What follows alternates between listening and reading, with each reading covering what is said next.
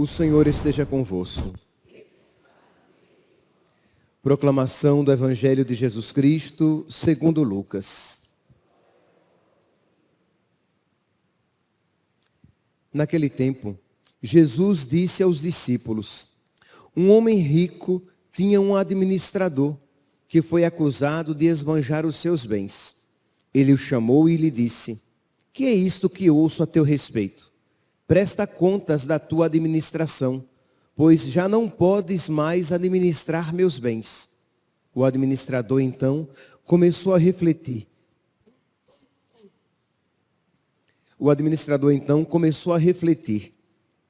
O Senhor vai me tirar a administração. Que vou fazer? Para cavar? Não tenho forças. Mendigar? Tenho vergonha. Já sei o que vou fazer. Para que alguém me receba em sua casa quando eu for afastado da administração. Então ele chamou cada um dos que estavam devendo ao seu patrão e perguntou ao primeiro: quanto deves ao meu patrão? Ele respondeu: 100 barris de óleo. O administrador disse: pega a tua conta, senta-te depressa e escreve 50. Depois ele perguntou a outro: e tu, quanto deves? Ele respondeu: 100 medidas de trigo. O administrador disse: pega a tua conta e escreve 80. E o Senhor elogiou o administrador desonesto, porque ele agiu com esperteza. Com efeito, os filhos deste mundo são mais espertos em seus negócios do que os filhos da luz. Palavra da salvação.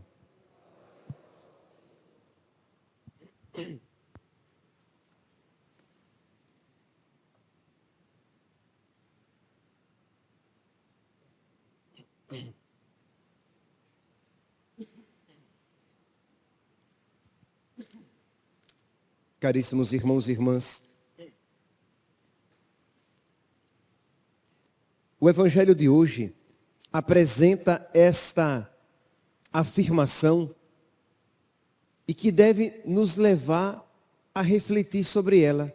Isto é, os filhos deste mundo são mais espertos nos seus negócios do que os filhos da luz, do que aqueles que têm fé.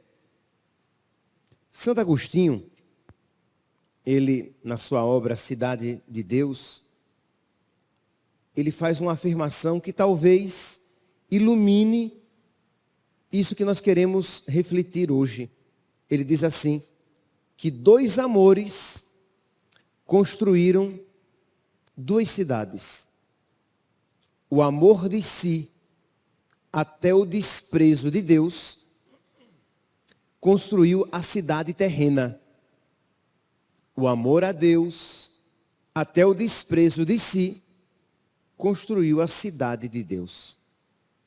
Então, 2 amores. Um é o amor a si, ao ponto de você fazer qualquer coisa para construir a sua cidade, para fazer aquilo que o agrada. O outro é o amor a Deus, que faz você, por amor a Ele, fazer qualquer coisa para construir a cidade de Deus, para estar com Ele. Nós vemos aqui no Evangelho de hoje, um homem que ama de tal maneira a si, que está disposto a fazer qualquer coisa. E a determinação dele, Jesus não elogia a sua desonestidade, mas elogia a sua esperteza, a sua criatividade, a sua determinação. Ele queria de tal maneira manter o padrão da sua vida, ele queria de tal maneira manter os bens que ele possuía, que ele aplicou toda a sua inteligência, toda a sua energia e toda a sua criatividade para atingir aquilo que lhe parecia um bem. Sim, um bem passageiro. Mas ele aplicou toda a sua inteligência, toda a sua energia, toda a sua criatividade. E é isso, meus irmãos, o que Jesus está querendo que nós façamos para o bem. Que nós apliquemos toda a nossa energia, toda a nossa criatividade, toda a nossa inteligência para aquilo que não passa. Este, na parábola de hoje, aplicou tudo isso por bens passageiros, por posições que desaparecem, por aplausos que silenciam, por elogios que se esquecem, isto é, por coisas passageiras. Ele aplicou todo o seu ser. Mas e você, que tem fé? Você tem aplicado toda a sua inteligência? Você tem aplicado toda a sua energia? Você tem vivido a sua fé com criatividade? Ou você tem vivido a sua fé sem entusiasmo? Quando eu era jovenzinho, estudava na Escola Técnica Federal de Alagoas. Eu era um católico meia boca. De fato não era católico, né, mas batizado, tudo. E eu me admirava com entusiasmo de pessoas que seguiam outras religiões. Eu ficava entusiasmado, isto é, eu ficava admirado com o entusiasmo deles, ao ponto de eu pensar na possibilidade de eu aderir o caminho errado deles, porque eles estavam tão convictos no seu erro.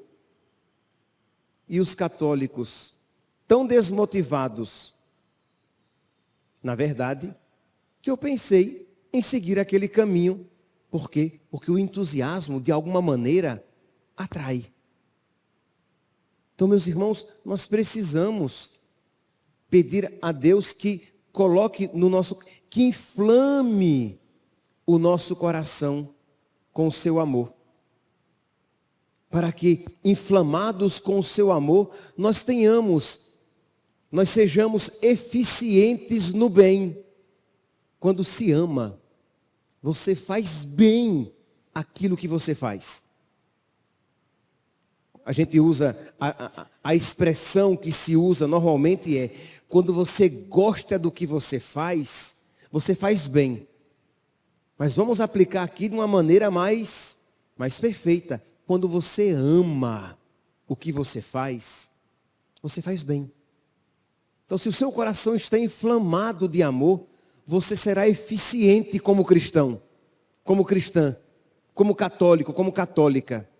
Você será criativo no amor, porque existe amor no seu coração. Você quer amar a Deus. Você sabe que Ele merece ser amado, que não é justo que Ele não seja amado. Você não quer ser indiferente a Ele. Você não quer ser indiferente a um amor que com tanta grandeza o amou. Então eu quero amá-lo de volta. Então eu sou criativo. Não é bonito? Por exemplo, aqui na nossa paróquia, louvado seja Deus, e que Deus nos conceda a graça, né, de crescer nessa criatividade no amor. Mas é um exemplo, pequeno, mas é um exemplo. Nós estamos agora nesse período lucrando indulgências plenárias para as almas do purgatório. E há quem não tenha carro. E às vezes não tem nem condições mesmo de ir caminhando até o cemitério, porque é perto, mas é longe, né?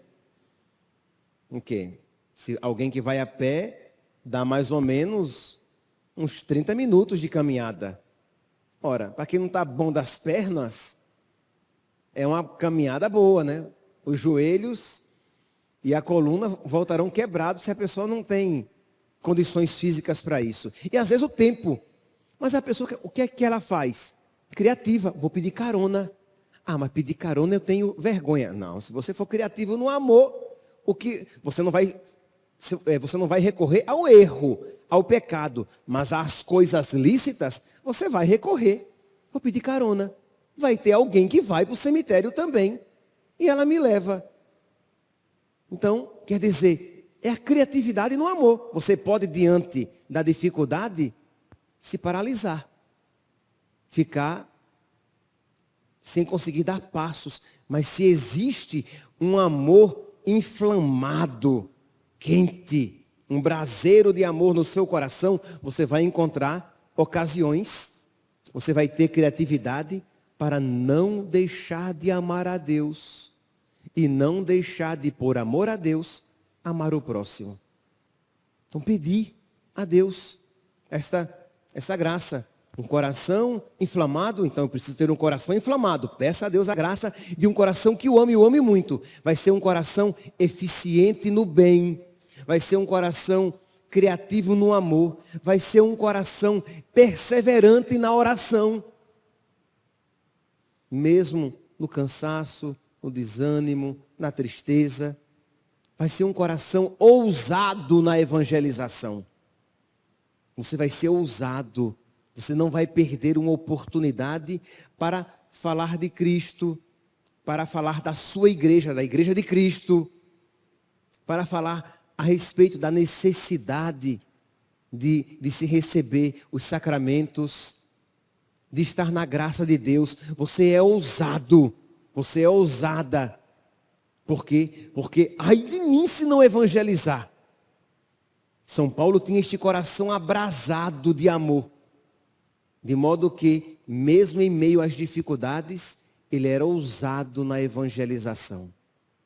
Meus irmãos, nós estamos celebrando a missa votiva em honra ao Sagrado Coração de Jesus, que foi ousado para nos resgatar.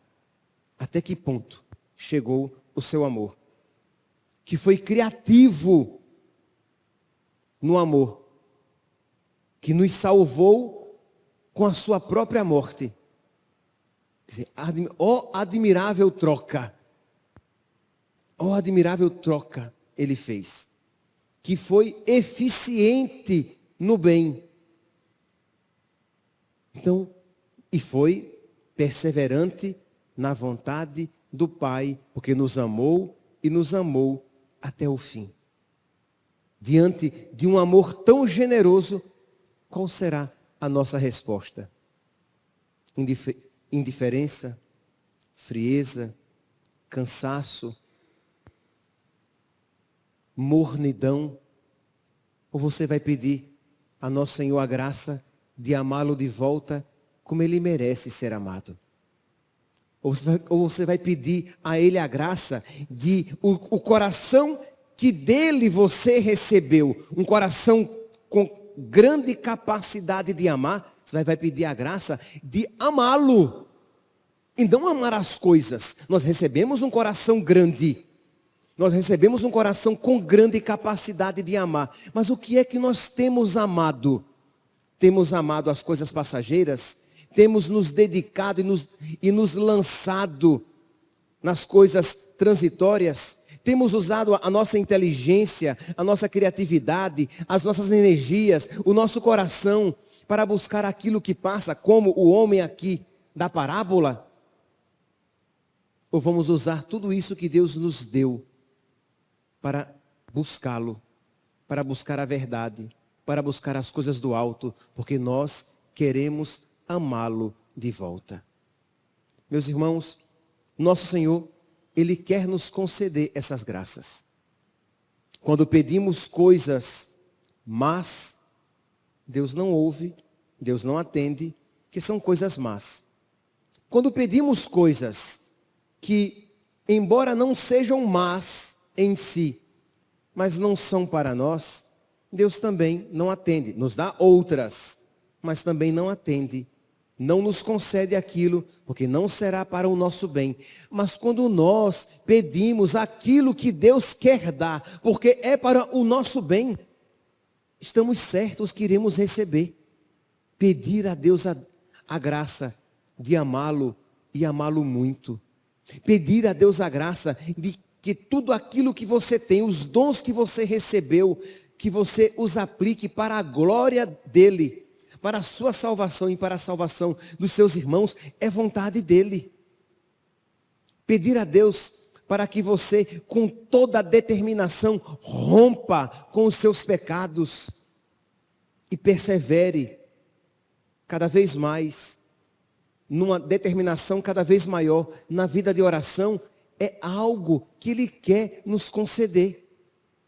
Pedir a Ele a graça: Senhor, dá-me um coração grande, para que eu não fique sofrendo pelo que não vale a pena, mas que eu sofra porque não te amo ainda de verdade. Imagine, que eu não fique sofrendo pelo que passa, pelo que não tem me aproximado de ti, mas que eu sofra porque eu não te amo ainda suficientemente, porque o meu coração ainda não ama com toda a capacidade que lhe foi dada para te amar. Então vamos pedir a Deus esta graça, que Ele ilumine os nossos olhos para que nós nos empenhemos naquilo que não passa com um ardor maior do que os filhos do mundo que se dedicam às coisas que passam. Porque é admirável como o mundo está determinado em se perder. É admirável como o mundo se aplica com sofreguidão, com entusiasmo, com determinação às coisas erradas.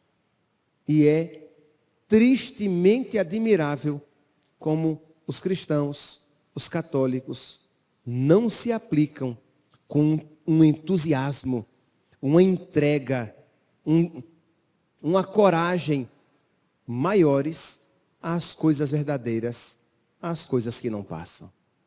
Então pensamos neste dia, nesta primeira sexta-feira do mês, voltemos os nossos olhos, os olhos do nosso coração para o sagrado coração de Jesus e peçamos a Ele a graça de um coração grande que o ame grandemente. Louvado seja nosso Senhor Jesus Cristo. Para sempre seja louvado.